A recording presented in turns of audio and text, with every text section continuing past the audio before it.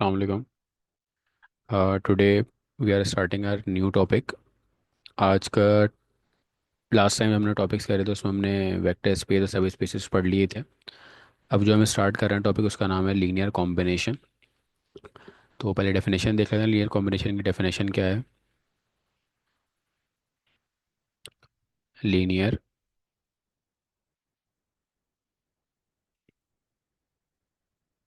Combination. Linear combination अगर हम vector space के हिसाब से देखें तो क्या उसकी डेफिनेशन होगी। तो हम सपोज कर लेते हैं कि late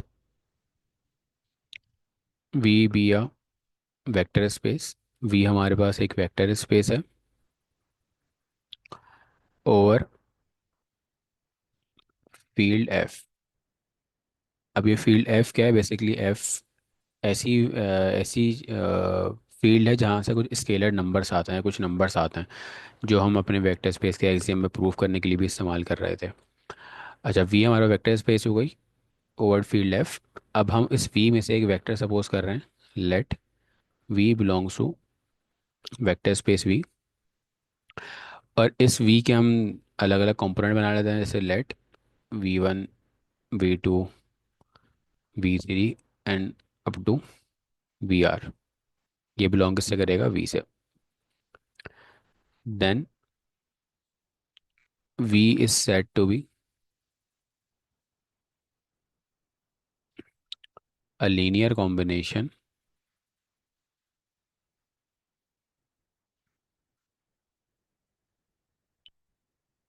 of V1 V2 up to VR if and only if and only if there exists a choice of lambda 1 lambda 2 up to lambda r belongs to F, such that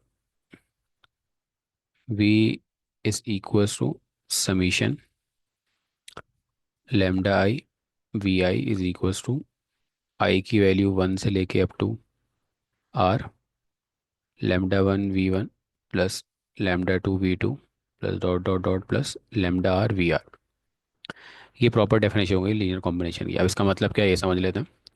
कह रहे हैं कि let V be a vector space. V हमारे पास एक vector space है over field F.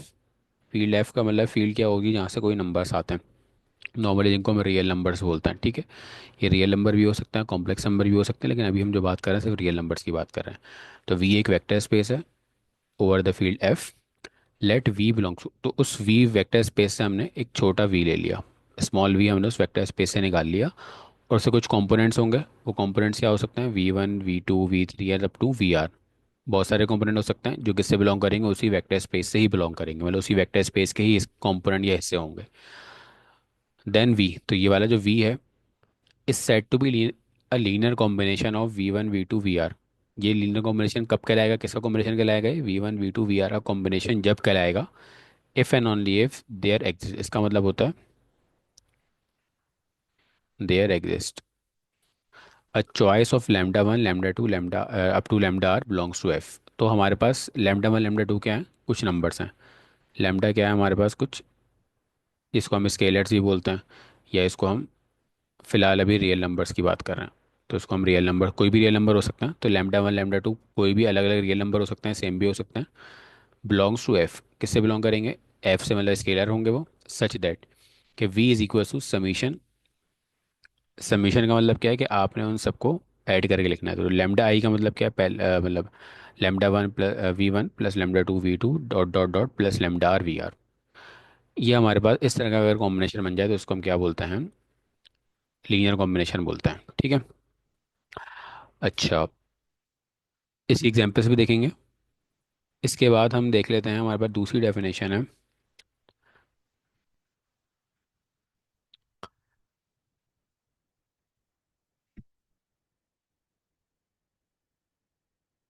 Linear independence.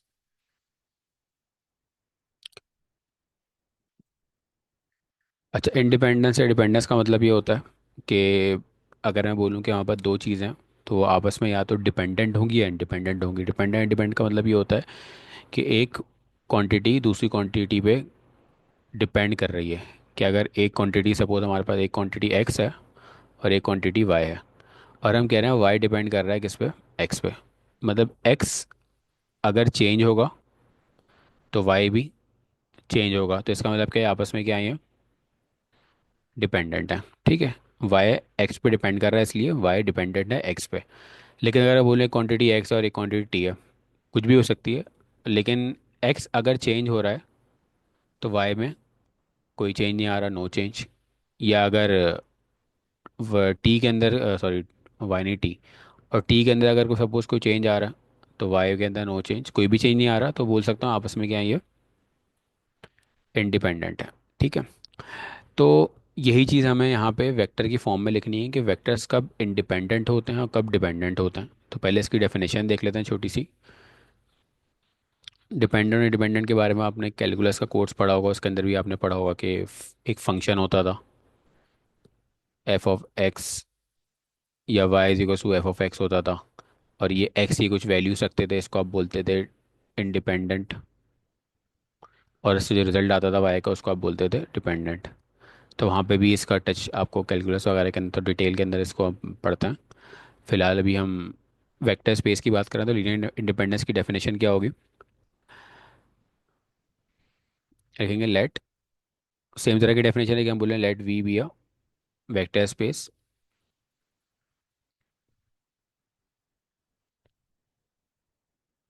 Over F,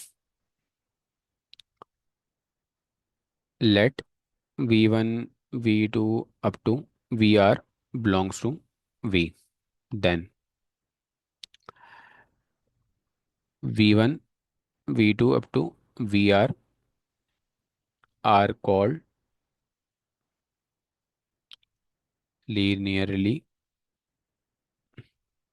independent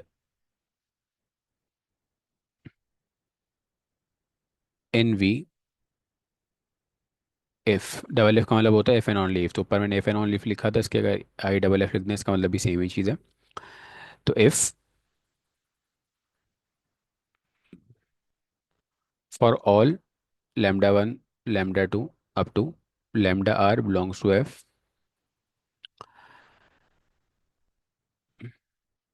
if summation lambda I vi is equals to phi या theta, then lambda 1 is equals to lambda 2 is equals to lambda r is equals to 0। ठीक है, that is lambda 1 v1 plus lambda 2 v2 plus dot dot dot plus lambda r vr is equals to phi, then lambda 1 is equals to lambda 2 is equals to lambda r is equals to 0। अब definition तो लिख दिया, अब इसका मतलब क्या है, मतलब समझ लेते हैं। कह रहे हैं वी हमारे पास एक वेक्टर स्पेस है ओवर फील्ड लेफ्ट। वी हमारे पास वही वाली चीज़ जो भी ऊपर देखी, वी हमारे पास एक वेक्टर स्पेस है जो ओवर फील्ड है तो उसके वेक्टर स्पेस के हमने कुछ कंपोनेंट उठा लिए, V one V two up to V R, जो उस वी से बिलोंग कर रहे हैं। तो हमें ये पता करना है कि जो वी वन वी टू हैं ये लीनियरली इंडिपेंडेंट हैं या डिपेंडेंट हैं, तो उसकी कुछ कंडीशंस हैं। वो कंडीशंस क्या है, कि जैसे हमने ऊपर देखा था वहाँ पर कुछ लैम्डा कुछ नंबर्स होंगे, और उसको मैं V one V two V के साथ V up to V R के साथ उसको मैं उसके स्केलर या उसके कोफिशिएंट के तौर पे यूज़ कर सकता हूँ, जैसे यहाँ पे हमने यूज़ किया हुआ है लैम्डा वन लैम्डा टू। तो इसी तरह के, अच्छा, इस जो साइन है इसका मतलब होता है फॉर ऑल, जो फॉर ऑल या इसको every, for all lambda one lambda two lambda R belongs to, मतलब जितने भी लैम्डास होंगे, जितनी भी लैम्डा की वैल्यूज़ होंगी, अगर तो इस तरह कॉम्बिनेशन बना हुआ है, कॉम्बिनेशन जो ऊपर बनाया था हमने, summation lambda I V R is, sorry यहाँ पे वी आई आएगा, summation lambda I V I, और ये I is equals to one से आर तक जाएगा। ये जो फाइल थीटा लिखा हुआ है, थीटा का मतलब होता है ज़ीरो वेक्टर। ठीक है, इसको नॉर्मली हम क्या पढ़ते हैं, ज़ीरो बोलते हैं, नॉर्मली इसको हम क्या बोलते हैं, ज़ीरो बोलते हैं। ठीक है, तो अगर मैं इसको ज़ीरो को अब इक्वेट करूँ, तो मेरे पास lambda one lambda two lambda up to lambda R की वैल्यू सारी के सारी के आ जाएं, ज़ीरो आ जाएं, तो मैं कह सकता हूँ कि मेरे पास जो vector V one V two V R हैं वो हमारे पास लीनियरली इंडिपेंडेंट हैं। मतलब सिंपल सा ये हुआ कि आपने कोई भी वेक्टर स्पेस है उसका लीनियर कॉम्बिनेशन बनाया और फिर आपने लेमडा की वैल्यूज़ फाइंड करी। अगर तो वो सारी की सारी लेमडा की वैल्यू, मुझे ये जो लेमडा है, जैसे आपने लेमडा वन लेमडा टू, इसी तरह जितनी भी वैल्यूज़ आएंगी, डिपेंड करता है वेक्टर्स पे। तो जितनी भी वैल्यूज़ आ रही हैं, अगर वो सारी की सारी ज़ीरो हो रही हैं, सारी की सारी अगर ज़ीरो हो रही हैं, तो इसका मतलब ये है कि जो वेक्टर्स जो V one V two V up to V आ रहे हैं, वो सारे के सारे लीनियरली इंडिपेंडेंट हैं। ठीक है। एग्जांपल्स देखेंगे तो और क्लियर हो जाएगा। अब इसके आगे एक छोटा सा रिमार्क है। रिमार्क क्या है? रिमार्क या कमेंट भी बोल सकते हैं इसको। V one V two up to V are linearly dependent if and only if V one V two up to V are not linearly independent. क्या मतलब है भाई? मतलब ये है कि अगर आपने ऊपर वाली कंडीशन चेक करी, अगर लेमडा आपने देखा कि वी1 वी2 वाले लीनियरली इंडिपेंडेंट नहीं आ रहे, इसका मतलब वो लीनियरली डिपेंड, या तो इंडिपेंडेंट होंगे या फिर डिपेंडेंट होंगे। ठीक है। इसका मतलब क्या है? दे इस सिंबल का there exist a choice of lambda, choice of lambda one lambda two up to lambda R belongs to F with at least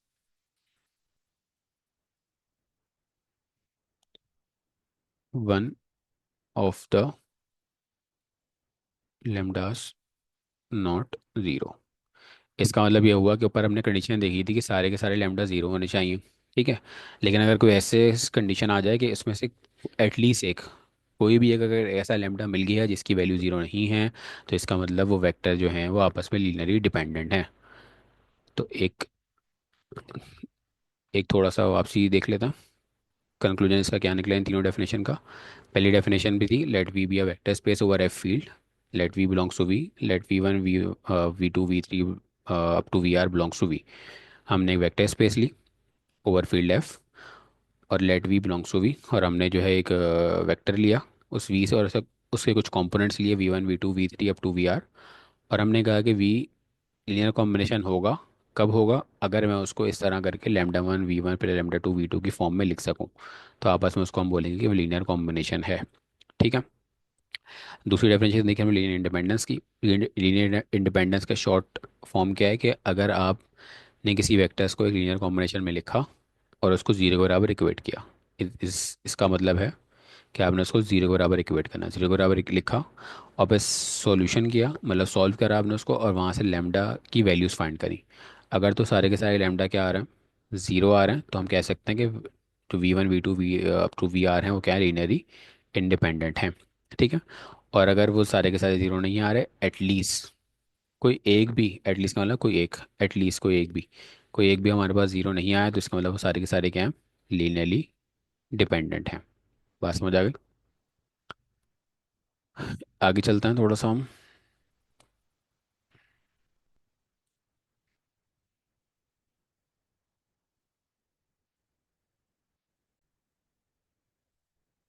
अब हम कुछ एग्जांपल्स देख लेते हैं जिसमें हमें, इस तरह की एग्जांपल है, इसमें हमें क्लियर हो जाएगा कि लीनियर कॉम्बिनेशन क्या होता है, लीनियर इंडिपेंडेंस की क्या होती है, और लीनियर डिपेंडेंसी क्या होती है।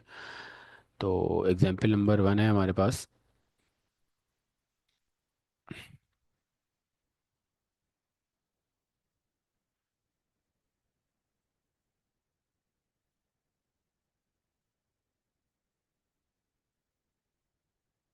Late V is equals to R two मैंने लास्ट में बताया था। आर टू बेसिकली हमारे पास टू डायमेंशनल स्पेस की बात हो रही है। अब टू डायमेंशनल स्पेस में जो एलिमेंट्स होते हैं वो एक्स वाई की फॉर्म में होते हैं। तो वी हमारे पास एक वेक्टर स्पेस है जो आर टू में है, और हम उसमें से दो वेक्टर्स ले लेते हैं। Let V one is equals to -1, 3, और V two is equals to 4, 1, and V three is equals to 5, 2। हमें चेक करना है are V one V two and V three linearly independent, मतलब ये चेक करना है कि लीनियरली इंडिपेंडेंट हैं या नहीं। या तो डिपेंडेंट होंगे या इंडिपेंडेंट होंगे, ये दो ही चीज़ हो सकती हैं। तो किस तरह चेक करेंगे? सबसे पहले हमें बनाना पड़ेगा इसका लीनियर कॉम्बिनेशन। लीनियर कॉम्बिनेशन कैसे बनता है? लीनियर कॉम्बिनेशन इस तरह बनेगा कि आपने लिखा λ1 v1, या बेसिकली हमने इसको इस तरह करा था। हमने यहाँ पे लिखा था कि summation λi vi is equals to ये थीटा। थीटा बेसिकली हमने थीटा को मैं जीरो वेक्टर बोला था। जीरो वेक्टर मैंने जीरो क्यों ही लिखा था मैंने यहाँ पे? थीटा का सिंबल इसलिए बनाया था क्योंकि हमारे पास हर जगह पे जीरो वेक्टर डिफरेंट होता है। अगर हम आर में बात करें, R1 में बात करें, तो R1 में हमारे पास जीरो वेक्टर जीरो की फॉर्म में होता है। R2 में बात करें तो हमारे पास 0,0 की फॉर्म में होता है। R3 में बात करें तो हमारे पास जो है वो 0,0,0, मतलब हर उसमें अलग अलग तरह की फॉर्म में होता है। तो इस वजह से मैंने सिर्फ थीटा लिखा था और थीटा को मैंने जीरो वेक्टर का नाम दिया था। तो और बेसिकली अगर हम देखें यहाँ पे जो आई है वो कहाँ से आ रहा है? 1 से लेकर 3 तक जा रहा है। तो इसका मतलब कि आई की वैल्यू कहाँ से जाएगी? 1 से 3 तक जाएगी। तो इसको हम लिख लेते हैं। तो यहाँ पे हमारे पास क्या हो जाएगा? λ1 v1 plus λ2 v2 plus λ3 v3। ये जो लेमडास हैं, ये λ1 λ2 λ3, ये कोई ना कोई नंबर हो सकता है, और जो बराबर है किसके है? थीटा। और थीटा को हम किसके बोला है हमने? 0,0। ठीक है, क्योंकि जीरो वेक्टर है तो R2 में जीरो वेक्टर 0,0 होता है। ठीक है। अच्छा, λ1 ऐसे ही आ जाएगा। λ1 में पता नहीं है, हमें λ1 लैम्डा की वैल्यू ही फाइंड करनी है। और V1 की जगह आ जाएगा -1,3। λ2 ऐसी V2 की जगह आ जाएगा 4,1। और λ3 भी ऐसे ही आ जाएगा। और V3 की जगह आ जाएगा 5,2। तो V1 V2 V3 दिया हुआ था, हमने पुट कर दिया, और बराबर किसके आ गए? जीरो के। तो यहाँ से अगर इसको हम देखें तो λ1 मल्टीप्लाई होगा -1 से, तो क्या हो जाएगा हमारे पास? ये -λ,3 λ प्लस 4 λ2 प्लस λ2, सॉरी प्लस नहीं आएगा, यहाँ पे हमारे पास कॉमा आएगा। ये आ जाएगा 4 λ2 कॉमा λ2 प्लस 5 λ3 कॉमा 2 λ3, और यहाँ पे 0,0 था, 0,0। अब अगर हम देखें ये कंपोनेंट वाइज फॉर्म में है, ये एक्स वाली फॉर्म है। पहले नंबर है, पहली वाली जो वैल्यूज़ होती हैं वो फर्स्ट कंपोनेंट, दूसरी वाली वैल्यू सेकंड कंपोनेंट कहलाती है, तो उसको अलग अलग कर लेंगे। तो जो पहली वाली हैं क्या हो जाएंगी? -λ1 प्लस 4 λ2 प्लस 5 λ3। और यहाँ का पहला कंपोनेंट क्या है? जीरो। इसी तरह दूसरा कंपोनेंट यहाँ पे क्या है? 3 λ1 plus λ2 plus 2 λ3 is equal to zero. ये आपके पास जो है एक इक्वेशन बन गई। इसको हम फिलहाल नाम दे देते हैं इक्वेशन नंबर ए का। ठीक है। अब हमें क्या करना है? We have to solve equation A and find λ1 λ2 and λ3। हमें λ1 λ2 λ3 फाइंड करना है। किस तरह फाइंड करेंगे? अब आपको याद होगा पीछे हमने रॉ एलिमिनेशन मेथड यूज़ किया था, और रॉ एक्लॉन फॉर्म बनाई थी बहुत सारी उसमें, और हमने एक्स वाई जेड की वैल्यूज़ फाइंड करते थे, या x1 x2 x3 की वैल्यूज़ फाइंड करते थे। तो यहाँ पे λ1 λ2 λ3 है, उसकी वैल्यूज़ फाइंड करनी है। तो दो इक्वेशंस दी हुई हैं, तो इन दो इक्वेशंस को मैट्रिक्स फॉर्म में कन्वर्ट कर देंगे। तो मैट्रिक्स फॉर्म में क्या बन जाएगी इसकी? तो यहाँ पे आ जाएगा -1 4 5 और 3, और यहाँ पे आ जाएगा 1, और यहाँ पे 2। और ऑगमेंटेड मैट्रिक्स की बनाए तो इक्वल्स टू की बात क्या है? 0 0, तो ये 0 0 आ गया। अब आपने इसको सिंप्लीफाई करना है और सॉल्व करना है। तो अगर हम पहला ऑपरेशन परफॉर्म करें तो क्या हो जाएगा हमारे पास? -1 4 5, ये तो ऐसे ही आ जाएगा। और हमारे पास ये 3 क्या बन जाएगा? 0। ये बन गया 13, और ये बन गया 17, और ये भी आ गया, सॉरी यहाँ पे ये आ गया हमारे पास 0। ठीक है। ऑपरेशन क्या परफॉर्म किया हमने? बेसिकली R2 में चेंज लाना है हमने। R2 में किस तरह चेंज लाएंगे? साइन क्या है? डिफरेंट है तो एडिशन होती है, और नंबर क्या आ जाएगा हमारे पास? 3R1। ये ऑपरेशन परफॉर्म करने के लिए मैट्रिक्स बन जाएगी। उसके बाद जब अगला ऑपरेशन परफॉर्म करेंगे, ये सारा काम आप लोगों को आता है, इसकी प्रैक्टिस भी आपने बहुत करी होगी, तो मैं इसको बहुत डिटेल में नहीं लेके जाऊँगा। तो मैं बस डायरेक्ट इसकी वैल्यूज़ या जितना हो सकता है इसको सॉल्व करके दिखा रहा हूँ। हमारे पास जो है सम सॉर्ट ऑफ ये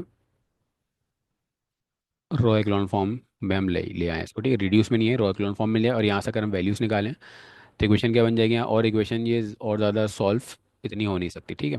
तो यहाँ से हम क्या वैल्यूज़ निकालेंगे, बेसिकली ये लैम्डा थ्री का है, ये लैम्डा थ्री का, और ये लैम्डा टू का है, तो यहाँ पे क्या इक्वेशन बन जाएगी, lambda two plus 17/13 lambda three, और इक्वल टू के बाद क्या, ज़ीरो। तो यहाँ से अगर हम लैम्डा टू की वैल्यू फाइंड कर लें, और तो दूसरी इक्वेशन भी देख लें, दूसरी इक्वेशन क्या है, one, one lambda one minus four lambda two और minus five lambda three is equal to zero. ये दो इक्वेशन आ गई। अब यहाँ से अगर इसको इक्वेट करें हम, लैम्डा थ्री को उधर ले जाते तो लैम्डा टू की वैल्यू क्या आ जाएगी, -17/13 लैम्डा थ्री। तो अब याद होगा जब हम वहाँ पे काम करते थे, इसको हम एक वेरिएबल सपोज कर लेते थे, जैसे मैं सपोज कर रहा हूँ लेट लैम्डा थ्री बराबर है मेरे पास, ठीक है, ठीक है। क्यों ऐसा कर रहा हूँ, क्योंकि मेरे पास और कोई चॉइस नहीं है, तो मुझे एक वेरिएबल सपोज करना पड़ेगा जो किसके बराबर आ गया, थ्री के बराबर आ गया। और जो टी है वो किससे बिलोंग करेगा, रियल नंबर से, कोई भी रियल नंबर हो सकता है। तो लैम्डा थ्री की वैल्यू मेरे पास टी आ गई, और लैम्डा टू क्या आ जाएगा मेरे पास, -17/13 लैम्डा थ्री की जगह क्या पुट कर, लैम्डा थ्री यहाँ पे इसकी जगह क्या पुट कर दूंगा मैं, लैम्डा थ्री को मैंने टी बोला है, तो लैम्डा टू की वैल्यू मेरे पास -17/13 टी आ गई। और यहाँ से जब इन लैम्डा वन लैम्डा टू को इस वाली इक्वेशन में पुट करूँगा, तो यहाँ से सॉल्व कर लेते हैं इसको। तो यहाँ से जो वैल्यू आएगी वो लैम्डा वन की क्या आएगी, lambda one is equals to 5 lambda three plus 4 lambda two, ठीक है। Lambda one is equals to 5, lambda three हमारे पास क्या आ गया, टी आ गया, प्लस 4 लैम्डा टू मेरे पास -17/13 टी आ गया। Lambda one is equals to 5 T, इसको सिम्प्लीफाई कर लेंगे तो ये 4 मल्टीप्लाई बाई 17 क्या होता है, 68/13 हो जाएगा। और इसको थोड़ा सा और सिम्प्लीफाई कर लेंगे तो lambda one is equal to LCM ले लेंगे तो यहाँ पे बन जाएगा 65 माइनस 68/13। तो यहाँ से लेमडा वन की जो वैल्यू आ रही है वो आ रही है 65 माइनस 60, तो ये माइनस सिक्स, सॉरी, -380/13। तो ये लेमडा वन की वैल्यू आ गई। तो अब अगर हम देखें यहाँ पे जो लेमडा थ्री था हमारे पास, क्या होना था, lambda three is a free variable, क्योंकि उसको हमने किसके बराबर प्रपोज कर लिया था, टी के बराबर सपोज कर लिया था। तो इस वजह से हमने कंडीशन क्या देखी थी, लीनियर इंडिपेंडेंट कब होता, हमने यहाँ देखा था इंडिपेंडेंट कब होगा, जब सारे के सारे लेमडास क्या होने चाहिए, सारे के सारे लेमडास क्या होने चाहिए, कि सारी की सारी वैल्यू जीरो होनी चाहिए। लेकिन हमारे पास सारी की सारी वैल्यू जीरो नहीं आ रही, बल्कि इन टी की फॉर्म में आ रही हैं, ठीक है। तो हम क्या लिख देते हैं, therefore V1 V2 V3 are linearly dependent. अगर इन केस ये हमारे पास जो है वो लेमडा की वैल्यू जीरो आ जाती, तो हम क्या बोल देते, V1 V2 V3 हमारे पास क्या लीनियरली डिपेंडेंट हो गए। आई होप ये बात समझ आ गई होगी। आगे चलते हैं हम नेक्स्ट एग्जाम्पल की तरफ। अब जो एग्जाम्पल है हम थोड़ी मैट्रिक्स की फॉर्म, मैट्रिक्स के अंदर हम देख लेते हैं मैट्रिक्स में किस तरह सॉल्व कर सकते हैं इसको। एग्जाम्पल नंबर टू, हम लिख रहे हैं V इज इक्वल्स टू, जो वेक्टर स्पेस है हमारे पास क्या है, M2R। और मैंने M2R बताया था क्या होती है, मैट्रिक्स की स्पेस होती है, और जो किस फॉर्म में होती है, वो होती है ABCD, 2x2 की मैट्रिक्स होती है, और उसमें जो वैल्यूज होती है ABCD की, कोई ना कोई रियल, ये जो R है इसका मतलब है रियल नंबर जो ABCD की जगह पर आएगा। और मैट्रिक्स किसकी होगी, 2x2 की मैट्रिक्स होगी। A, B, C, belongs to R. Basically ये M2R का मतलब ये है, मैट्रिक्स 2x2 की। खैर, अब हम कोई वेक्टर्स ले लेते हैं, हमने लिया V1, V वेक्टर स्पेस से हम एक वेक्टर ले लें V1। और V वेक्टर स्पेस किस तरह की है, मैट्रिक्स फॉर्म में है, तो मैट्रिक्स फॉर्म में आ जाएगी -1 3 4 1, ये हमारे पास वेक्टर V1 आ गया। और इसी तरह V2 ले लेते हैं, और हमें चेक करना है are V1 V2 linearly dependent, क्या है, लीनियरली डिपेंडेंट है। वही चेक करना है, किस तरह चेक करेंगे, हमने सबसे पहला काम क्या करना है, लीनियर कॉम्बिनेशन। लीनियर कॉम्बिनेशन कैसे बनेगा, वही lambda one V1 plus lambda two V2, इसको बराबर किसे करना है, फाइव थीटा के, ठीक है। लैम्डा वन हमारे पास ये आ गया, V1 हमारे पास क्या है, -1 3 4 1 प्लस लेमडा टू 5 2 1 1, और बराबर इसके आ जाएगा। जीरो वेक्टर मैट्रिक्स में क्या होता है, 0 0 0 0, ये जीरो वेक्टर हो गया। अब यहाँ से अगर इसको सिंप्लीफाई करें तो हमारे पास क्या मैट्रिक्स बन जाएगी, -λ1, 3λ1, 4λ1 और λ1, 5λ2, 2λ2, λ2 और λ2 बराबर इसके आगे 0 पे। देखें चार कंपोनेंट हैं इसके, अगर तो ये चार वैल्यूज ही बनेंगी। किस तरह बनेंगी, पहला वाला पहले में ऐड हो जाएगा और पहले वाले के बराबर होगा। तो इक्वेशन बनेगी -λ1 प्लस 5λ2 बराबर है 0 के। दूसरा वाला 3λ1 प्लस 2λ2 बराबर है 0 के।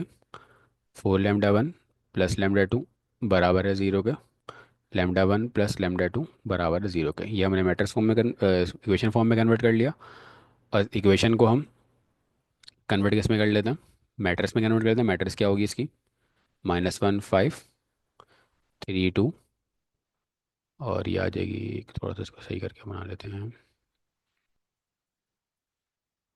3 2, उसके बाद हमारे पास 4 1 और 1 और 1, और बराबर किसके, 0 0 के बराबर है। जीरो लिखने की ज़रूरत नहीं है, एक ही बात है।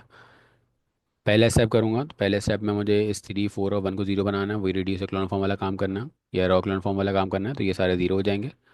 और जब मैं पे स्टेप करूँगा तो यहाँ पे 5 आ गया, 17 आ गया, 21 आ गया और 6 आ गया। मैं इसको इस बहुत डिटेल में नहीं जा रहा क्योंकि ये चीज़ आपको आती है, और इस पर टाइम ज़्यादा करेंगे तो और हमारा लेट होगा।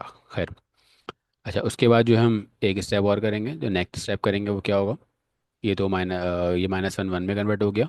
बेसिकली इसको हमने -1 से मल्टीप्लाई कर दिया, और ये 5 जो है -5 हो गया। 0 0 0 ऐसे आ गया। इस रो को 70 से डिवाइड करा तो ये 1 आ गया, 21 से डिवाइड किया तो 1 आ गया, और 6 से डिवाइड किया तो 1 आ गया। ठीक है। और इस पर जब एक और ऑपरेशन परफॉर्म किया हमने, R2 की मदद से R3 और R, इसको इस वन को 0 बना देंगे, तो हमारे पास जो मैट्रिक्स आएगी वो क्या आएगी, 0 1 0 0 0 0। ये हमारा मैट्रिक्स आ गई। और इसको अगर हम इक्वेट करें तो इक्वेट किस तरह करेंगे, बेसिकली ये जो मैट्रिक्स है ये 0 0 0 के बराबर है। तो हमारे पास जो इक्वेशन बनेगी कहाँ से, ये दो रॉस तो 0 हो गई, तो इसकी तो बात करनी ही नहीं है। ऊपर वाली पे आ जाते हैं, यहाँ पे क्या है 1, और ये जो किसके वैल्यूज थी, λ2 की थी, तो क्या हो जाएगा हमारे पास 1 λ2 इज इक्वल टू 0। तो λ2 का आंसर क्या आ गया हमारे पास, 0 आ गया। और दूसरी क्वेश्चन क्या है, 1 λ1 1 λ1 -5 λ2 इज इक्वल टू 0। और यहाँ पे अगर हम λ2 की वैल्यूज पुट करें 0, तो यहाँ से λ1 आएगा, वो भी क्या आ जाएगा, ये टर्म 0 हो गए, तो λ1 भी क्या आ गया, 0 आ गया। तो अगर हम यहाँ पे देखें, λ1 और λ2 दोनों क्या आ गए, 0 आ गए। Therefore V1 and V2 are linearly independent. तो यहाँ से V1 V2 क्या आ रहा है, लीनियरली इंडिपेंडेंट आ रहा है। तो इस तरह हमें चेक करना है कि लीनियरली डिपेंडेंट है या इंडिपेंडेंट है। नेक्स्ट एग्जांपल देख लेते हैं। एग्जांपल ज़्यादा कराने का मकसद ये है ताकि अच्छे से समझ आ जाए कि किस तरह काम करना है और किस तरीके से सॉल्व करना है। और हर पहले मैंने वेक्टर्स एक सिंपल वेक्टर में करा दी कंपोनेंट वाले फॉर्म में, फिर मैट्रिक्स वाले फॉर्म में करा दी। अब तीसरी एग्जांपल जो है मैं फंक्शन वाली फॉर्म में करा देता हूँ कि वी हमारे पास एक वेक्टर स्पेस है, एक फंक्शन है जो आर से आर पे जा रहा है। मतलब फंक्शन क्या होता है, आपने पढ़ा होगा Y is equals to f(x). Suppose Y is equals to 3x कोई फंक्शन है। अब इसमें आप कुछ वैल्यूज डालते हैं x की, तो वाई का कुछ आंसर आता है। तो बेसिकली आप रियल नंबर डाल रहे होते हैं और रियल नंबर ही आंसर में आ रहा होता है। ठीक है, तो इस तरह कोई फंक्शन है। तो हम सपोज कर लेते हैं, हमने लिखा कि वी वेक्टर स्पेस जो है वो फंक्शन स्पेस है, और V1 हम सपोज कर लेते हैं, V1 V2 V3 किससे बिलोंग कर रहे हैं, इसी वेक्टर स्पेस से बिलोंग कर रहे हैं। और V1 की वैल्यू हमारे पास क्या है,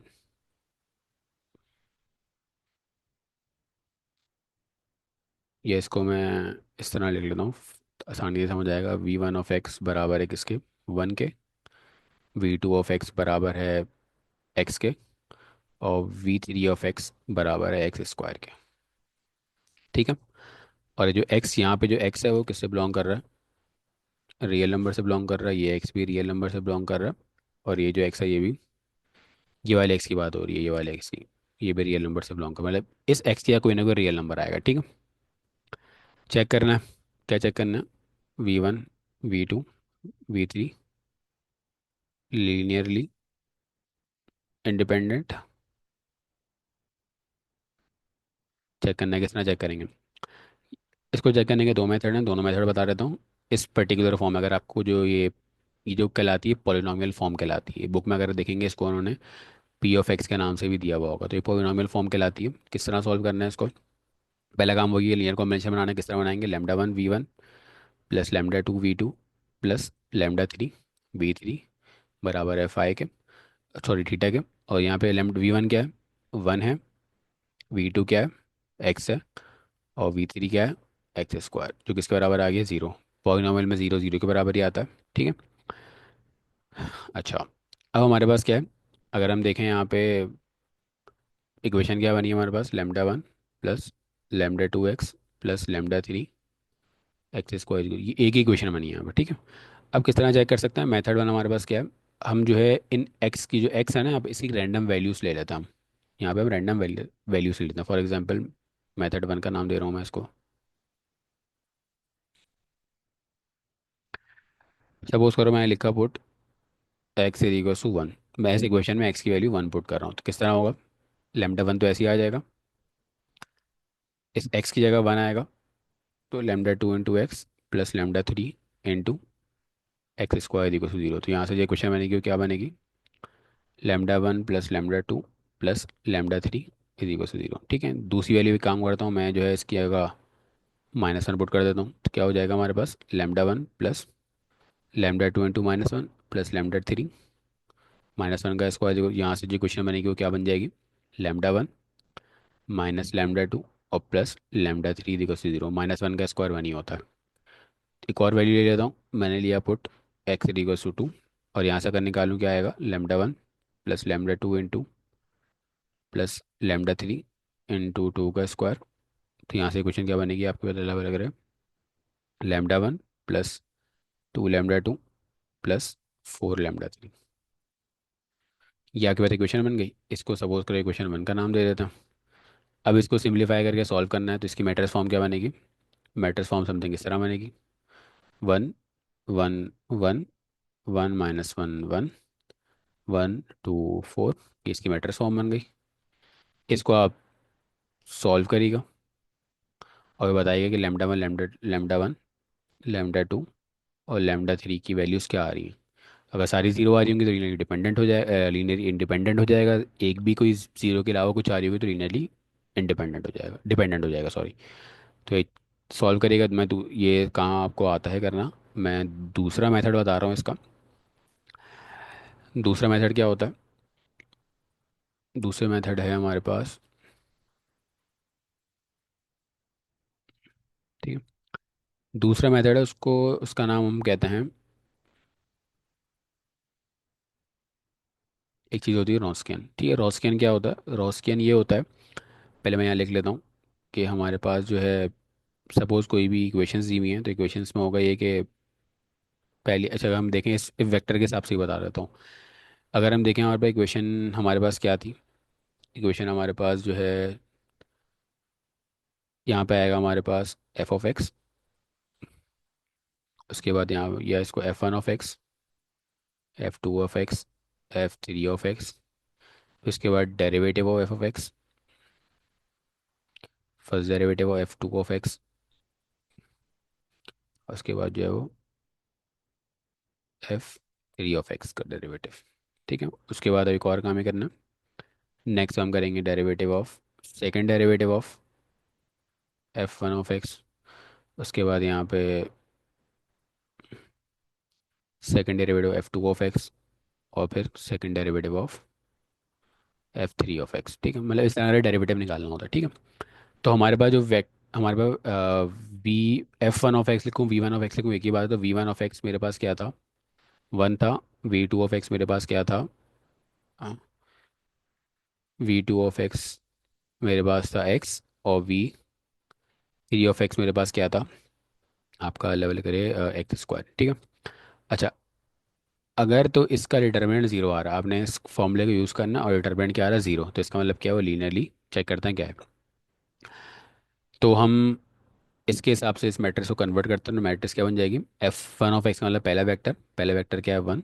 दूसरा वेक्टर क्या है एक्स, तीसरा वेक्टर क्या है x square. Derivative of first vector, तो वन का डेरिवेटिव लेने का मतलब क्या, वन का डेरिवेटिव जीरो आता है, किसी भी कांस्टेंट नंबर का डेरिवेटिव जीरो होता है। F two of x, F मतलब दूसरे वेक्टर का डेरिवेटिव, एक्स का डेरिवेटिव वन हो जाएगा, एक्स स्क्वायर का टू एक्स हो जाएगा। सेकंड डेरिवेटिव लूंगा तो जीरो का डेरिवेटिव जीरो, वन का डेरिवेटिव जीरो, और टू एक्स का डेरिवेटिव टू आ गया। और इसका डिटर्मिनेंट निकालना है, डिटर्मिनेंट अगर हम निकालें तो क्या आएगा, डिटर्मिनेंट डिटर्मिनेंट किस तरह निकलता है, ये टर्म ऐसी आ जाएगी। और अगर हम देखें यहाँ पे पहली रो और पहला कॉलम छोड़ देते हैं, इसको इससे मल्टीप्लाई करेंगे तो ये हो जाएगा two minus zero plus X into, sorry plus नहीं आएगा माइनस आएगा, फॉर्मूले में माइनस होता है, माइनस एक्स इंटू, और हमारे पास क्या हो जाएगा, ये पहली रो दूसरा कॉलम छोड़ देंगे तो ज़ीरो टू द ज़ीरो, और ये भी ज़ीरो हो जाएगा। और आपका लेवल अगर है एक्स स्क्वायर, और ये ज़ीरो हो जाएगा, ये भी ज़ीरो, तो आपके पास जो डिटर्मिनेंट आया वो क्या आया।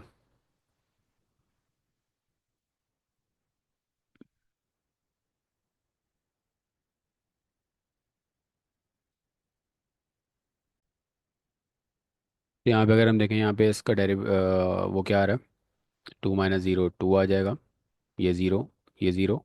तो यहाँ से जो इसका रॉस्कियन आ रहा है वो क्या आ रहा है, मतलब डिटर्मिनेंट जो निकाला वो क्या आ रहा है, टू आ रहा है। तो रॉस्कियन की डेफिनेशन ये है कि if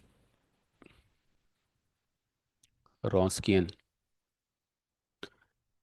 is not equal to zero, आपने रॉस्कियन निकाला और ज़ीरो के बराबर नहीं आया, देन वेक्टर्स, या बेसिकली फंक्शंस की बात करेंगे यहाँ पे, फंक्शन को फंक्शंस पे हम ये रॉस्कियन लगाते हैं, फंक्शंस आर लीनियरली इंडिपेंडेंट। ठीक है, तो लीनियरली इंडिपेंडेंट हो जाएंगे। ठीक है, ये बात देख लेनी है। अच्छा, एक और चीज़ ये होती है कि जो फंक्शन होता है इसकी कुछ डोमेन्स होती हैं। फॉर एग्जांपल अगर हम बात करूँ, डोमेन का कॉन्सेप्ट भी थोड़ा बता देता हूँ कि अगर मेरे पास जो एक फंक्शन है F of X is equals to two X, ये फंक्शन है। ठीक है, तो एक्स की कुछ डोमेन्स होगी, मतलब एक्स की डोमेन क्या होगी, वो होगी माइनस इन्फिनिटी से प्लस इन्फिनिटी, ये एक्स की डोमेन होगी। ठीक है, तो अभी तो आंसर टू आया, और यहाँ पे तो कुछ एक्स है ही नहीं, यहाँ पे कुछ एक्स नहीं है। फॉर एग्जांपल अगर यहाँ पे होता कि एक्स आ जाता सपोज, तो अब ये फंक्शन किसी न किसी वैल्यू पे जीरो हो सकता है। वो कौन सी वैल्यू पे, अगर मैं एक्स की जगह जीरो पुट कर दूँ तो ये फंक्शन कहीं ना कहीं जीरो हो सकता है। लेकिन अभी तो एक्स नहीं था, सिर्फ टू था, मतलब कोई स्केलर नंबर आ गया, कोई रियल नंबर आ गया आंसर में, तो उस केस में मैं कह सकता हूँ कि कभी भी ये कभी भी टू कभी भी जीरो नहीं होगा। लेकिन यहाँ पे कुछ ऐसा वेरिएबल फॉर्म में कुछ आ जाता, और वो वेरिएबल फॉर्म किसी न किसी वैल्यू पे अगर जीरो हो सकती है, तो हम कहेंगे कि वो लीनियरली इंडिपेंडेंट नहीं है। ठीक है, तो ये हमने तीन एग्जांपल्स देख ली, वेक्टर स्पेस की लीनियर इंडिपेंडेंट की, या लीनियरली इंडिपेंडेंस और लीनियर डिपेंडेंस की। इसके बाद जो है हम आगे थोड़ा सा और देख लेते हैं।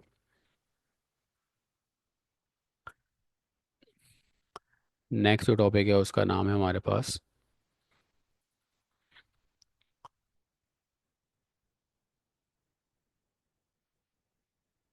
स्पैनिंग, या स्पैनिंग वेक्टर्स।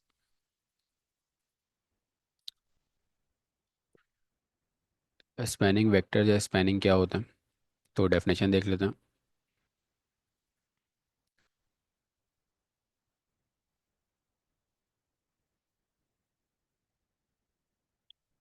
हम लिखेंगे let V be a vector space over F, let V one V two V R belongs to V, let v belongs to v, then v1 v2 up to vr are called spanning vectors for v if there exists a choice of lambda 1 lambda 2 up to lambda r belongs to f, such that v is equals to V1, sorry, V is equals to lambda 1 or lambda I Vi, that is V can be expressed as linear combination of V1 V2 up to Vr। Simple अल्फाज में definition बताऊँ, definition का मतलब ये है कि आपके पास V एक वेक्टर स्पेस है ओवर F, और उसके अंदर कुछ के component V1 V2 V up to Vr, उनको हम स्पैनिंग वेक्टर्स बोल सकते हैं। अगर मैं इस V को लीनियर कॉम्बिनेशन में लिख सकूँ V1 V2 up to Vr की फॉर्म में, तो उसको हम बोलेंगे ये स्पैनिंग कर रहे हैं, ये स्पैनिंग स्पैन बना रहे हैं, ठीक है। अब इसकी मैं एग्जांपल्स बताता हूँ।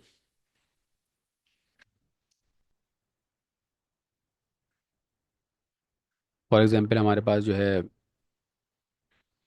अगर हम देखें हमारे पास, हम बात करते हैं R3 की। V बिलोंग कर रहा है R3 से, और मेरे पास कोई तीन वेक्टर्स हैं। सपोज करो मेरे पास एक वेक्टर है, आई वेक्टर का नाम दे दिया मैंने, उसको नाम दे दिया 1,0,0, और एक जे वेक्टर है जिसको मैंने नाम दे दिया 0,1,0, और एक मेरे पास के वेक्टर है जो बराबर है 0,0,1 के, ठीक है, 0। और एक वेक्टर है मेरे पास दिया हुआ है, सपोज 2, 3 और 5। क्या मैं इस 2, 3, 5 को इस आई जे के की फॉर्म में लिख सकता हूँ? अगर तो मैं लिख सकता हूँ तो मैं क्या कहूँगा कि ये जो आई जे के हैं ये स्पैन कर रहे हैं इस वी को, ठीक है। तो क्या मैं इसको आई जे के को इसकी फॉर्म में लिख सकता हूँ? मतलब ये जो 2,3,5 है, क्या ये कोई ए या बी,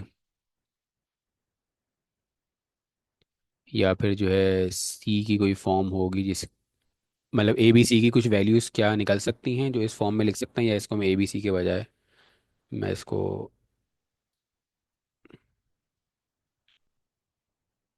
λ1, λ2 और λ3 बोल सकता हूँ। तो λ1, λ2, λ3 कोई वैल्यू हो सकती है कि मैं इस फॉर्म में लिख सकूँ। तो अगर हम यहाँ से इसको इंस्पेक्शन भी करें, यहाँ से अगर देख समझने की कोशिश भी करें, तो यहाँ पे पहला कंपोनेंट क्या है 1, और यहाँ पहला कंपोनेंट क्या है 2, और बाकी दो कंपोनेंट में जो पहला कंपोनेंट है, बाकी दो वेक्टर में पहला कंपोनेंट 0 है, तो उससे कोई फर्क नहीं पड़ेगा, 0 हो मतलब 0 है इस पर तो कोई फर्क नहीं पड़ेगा। तो λ1 की क्या वैल्यू होनी चाहिए कि मैं इस 1 को 2 बना सकूँ? तो मुझे, अगर मैं यहाँ से देखूँ तो बेसिकली यहाँ पे 2 अगर होगा तो ये क्या बन जाएगा, पहला कंपोनेंट 2 बन जाएगा। सिमिलरली λ2, पहला कंपोनेंट 0 है तो ख़त्म हो गई बात। दूसरा कंपोनेंट क्या है 1, 1 को मैं λ2 की वैल्यू क्या होनी चाहिए कि जिसको अगर मैं 1 से मल्टीप्लाई करूँगा 3 आ जाए, तो बेसिकली यहाँ पे λ2 की वैल्यू 3 होनी चाहिए।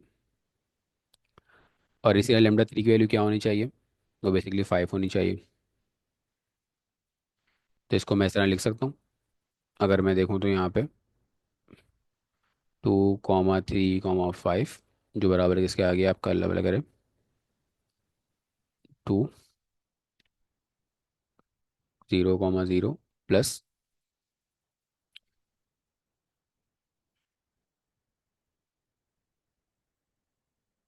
तो बेसिकली मैंने 2,3,5 को आई जे की फॉर्म में लिख दिया, और ये कहलाएगा इसका वेक्टर स्पेस। और इसको मैं ऐसे भी लिख सकता हूँ, 2,3,5 बराबर किसका आ गया, 2i plus 3j plus 5k।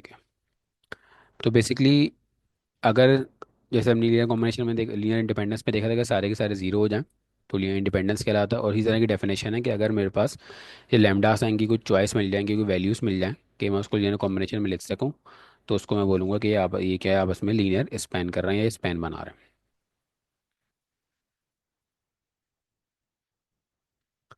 तो इसकी भी हम एग्जाम्पल देख लेते हैं कुछ।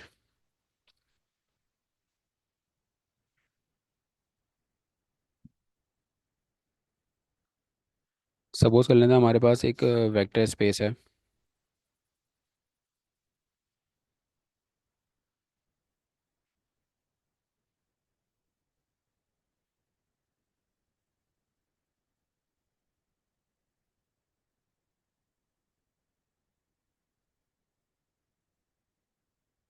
हम बात कर रहे हैं R3 में, हमारे पास जो है V1, तो V1 हमारे पास 1,1,2 है। V2 हमारे पास जो है वो 1,0,1 है। और V3 हमारे पास जो है वो 2,1,3 है। ठीक है। हमें पता करना है कि डिटरमाइन वेदर द वेक्टर्स, ये जो वेक्टर्स हैं ये स्पैन कर रहे हैं R3 को या नहीं। ठीक है, मतलब R3 में वेक्टर स्पेस बना रहे हैं या नहीं बना रहे हैं, स्पैन कर रहे हैं या नहीं, किस तरह चेक करेंगे। बहुत सिंपल सा तरीका है। आपने जो है इसका एक कॉम्बिनेशन बना, सपोज कर लेते हैं हम, लेट यू, हम एक वेक्टर ले लेते हैं R3 में। यू वेक्टर है हमारे पास R3 का, और ये किस फॉर्म में होगा, U1, U2 और U3 के। R3 है तो U1, U2, U3 के फॉर्म में होगा। और बेसिकली मुझे पता करना है ये जो हमारे पास ये U1, U2, U3 की अगर वैल्यूज मुझे मिल जाती तो मैं कह सकता हूँ कि हमारे पास जो है ये स्पैन कर रहा है या नहीं कर रहा। ठीक है।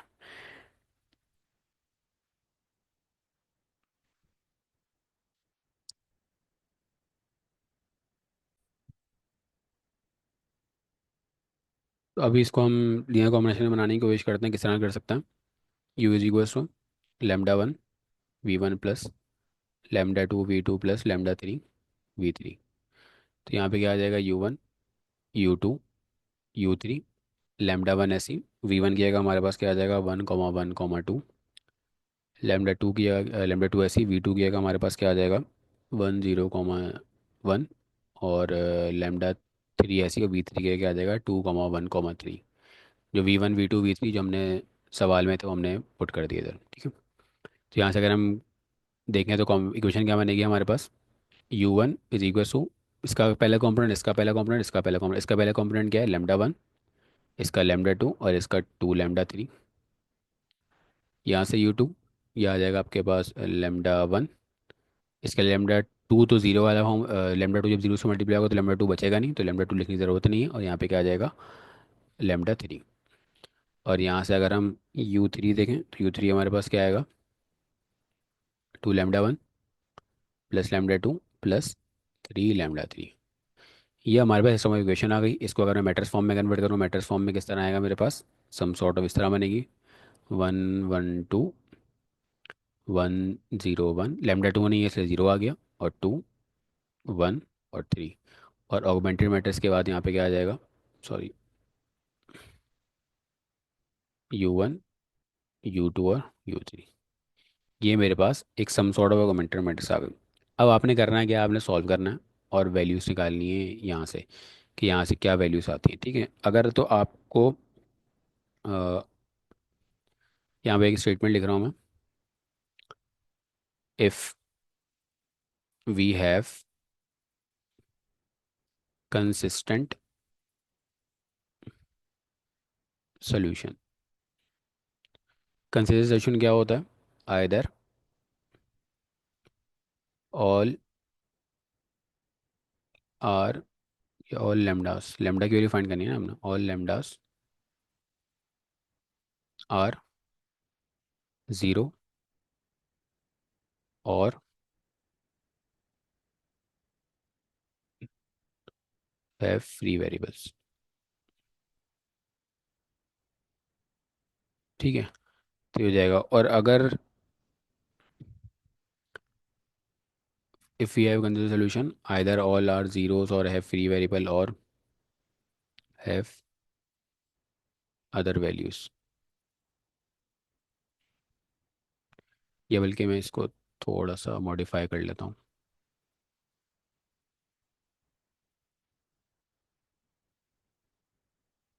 If we have consistent solution, simply करते हैं, if we have consistent, consistent के बारे में मैंने बताया था आपको, देन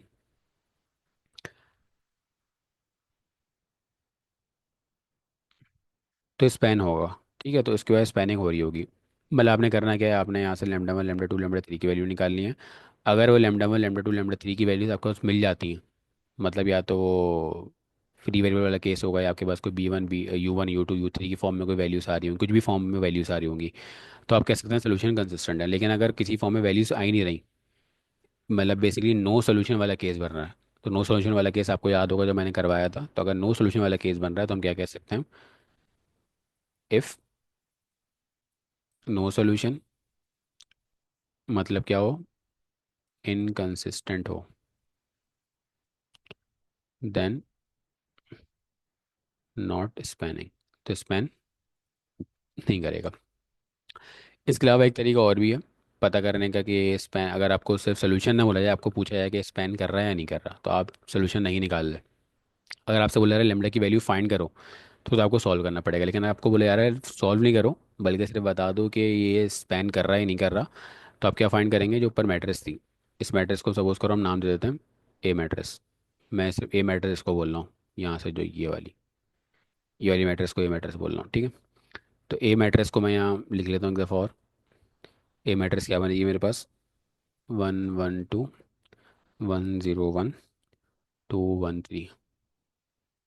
मुझे ना इसका डिटर्मिनेंट निकालूंगा, मैं ए का डिटर्मिनेंट निकालूंगा। अगर तो ए का डिटर्मिनेंट क्या आ जाता है, if determinant of A is equal to zero. अगर ए का डिटर्मिनेंट क्या आ रहा है, ज़ीरो आ रहा है, तो क्या लिखूंगा, V1 V2 V3 do not span R3। R3 को स्पैन नहीं करेंगे। और if determinant of A not equal to zero, then V1 V2 and V3 span R3, तो स्पैन करेंगे, ठीक है। तो ये छोटी सी एग्जांपल थी। ये सारा काम जो रिलेट है वो उसी से रिलेटेड है कि जो आपने क्या बोलते हैं रॉ एक्लॉन फॉर्म, रिड्यूस एक्लॉन फॉर्म करी थी, और चीज़ें सॉल्व होगा। तो ये देख लीजिएगा, मैं एक आखिरी एग्जाम्पल करा देता हूँ, फिर हम इस लेक्चर को ख़त्म करेंगे। Example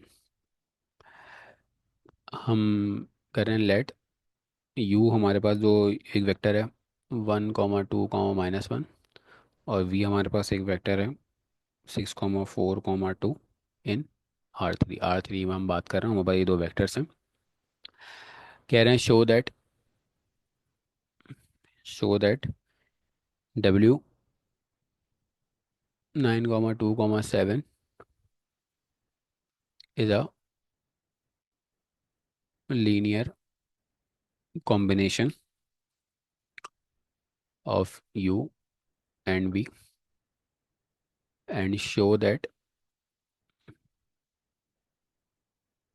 W dash 4 -1 8 is not a linear combination of U and V। हमें शो करना है कि यू और वी जो है वो W1 और W डैश, डब्ल्यू के साथ लीनियर कॉम्बिनेशन बन रहा है और डब्ल्यू डैश का लीनियर कॉम्बिनेशन नहीं बन रहा। किस तरह कर सकते हैं, बहुत ही आसान सी एग्जांपल है। हम W को लिखेंगे, W is equals to λ1 U plus λ2 V। W की वैल्यूज़ क्या है, 9 2 7, और λ1 ऐसे U1 क्या है हमारे पास, आपका है ये 1 2 -1, और V हमारे पास क्या है 6 4 2। यहाँ से इक्वेशन बनाएंगे तो क्या बनेगी आपके पास, 9 इज इक्वल्स टू λ1 + 6 λ2, और यहाँ बनेगी 2 इज इक्वल्स टू 2 λ1, और यहाँ से आ जाएगा आपके पास 4 λ2, और तीसरी क्वेश्चन बनेगी आपकी 7 इज इक्वल्स टू -λ1 + 2 λ2। जब इसको सॉल्व नहीं करवा रहा मैं, सॉल्व आप लोग खुद करेंगे। व्हेन वी सॉल्व, तो λ1 की जो वैल्यू आएगी वो आएगी -3, और λ2 की जो वैल्यू आएगी वो 2 आएगी। तो इसका मतलब क्या हुआ, हम W को -3U प्लस 2V के फॉर्म में लिख सकते हैं। किस तरह, हम देख भी लेते हैं, चेक भी कर लेते हैं, वेरिफिकेशन भी कर लेते हैं। किस तरह, 9 2 7 इज इक्वल्स टू -3। यू हमारे पास क्या था, 1 2 -1, और वी हमारे पास क्या था, 6 4 2। तो क्या ये जो वैल्यूज आई हैं, क्या ये वेरीफाई कर रही हैं इस केस को, क्या हम इसको लीनियर कॉम्बिनेशन में लिख सकते हैं। तो देख लेते हैं, ये हो जाएगा आपके पास -3 -6 3, 2 6 आपके पास जो है वो 12 8, और ये 4 बन जाएगा। तो इसको कॉम्पोनेंट वाइज ऐड करेंगे तो ये वैल्यू इसमें ऐड होगी, ये वाली इसमें ऐड होगी, ये वाली इसमें ऐड होगी। तो -3 + 12 -6 + 8 और 3 + 4। तो -3 + 12 करेंगे तो 9 बचेगा, -6 + 8 करेंगे तो 2 बचेगा, और 3 + 4 करेंगे तो 7 आएगा आंसर। तो हमने देख लिया कि हम 9 इसको हम लीनियर कॉम्बिनेशन में लिख सकते हैं। लीनियर कॉम्बिनेशन का मतलब क्या है कि ये चीज़ इसके बराबर है। तो हमने यहाँ देख लिया। डब्ल्यू डैश वाला केस भी देख लेते हैं। डब्ल्यू डैश वाले केस में अगर हम इसको सॉल्व करेंगे, डब्ल्यू डैश हमारे पास क्या दिया हुआ था, हमें इसी तरह की हम इक्वेशन बनाएंगे।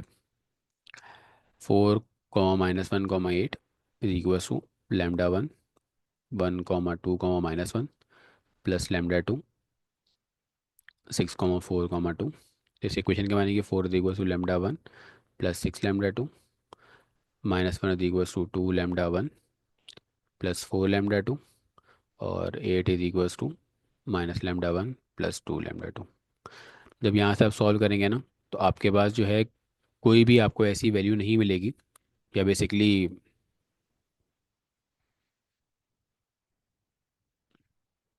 नो सॉल्यूशन वाला केस आ रहा होगा, या इनकंसिस्टेंट सॉल्यूशन आ रहा होगा। कौन सा सॉल्यूशन आ रहा होगा? इनकंसिस्टेंट। तो अगर सॉल्यूशन इनकंसिस्टेंट हो गया, तो therefore W dash can not can not be can not W dash can not be written in linear combination of U and V. तो आई होप यहाँ तक बात सारी समझ आ जाएगी किस तरह सॉल्व किया हमने। बहुत ही सिंपल सी चीज़ है, सारी चीज़ें आपस में कनेक्टेड हैं और सारी चीज़ें आपस में मतलब लिंक हुई हुई हैं। एक चीज़ समझेंगे, पहली वाली चीज़ समझ आएगी तो दूसरी भी समझ आएगी, दूसरी समझ आएगी तो तीसरी भी समझ आ जाएगी। तो फिलहाल अभी हम इस लेक्चर को यहीं रोकते हैं।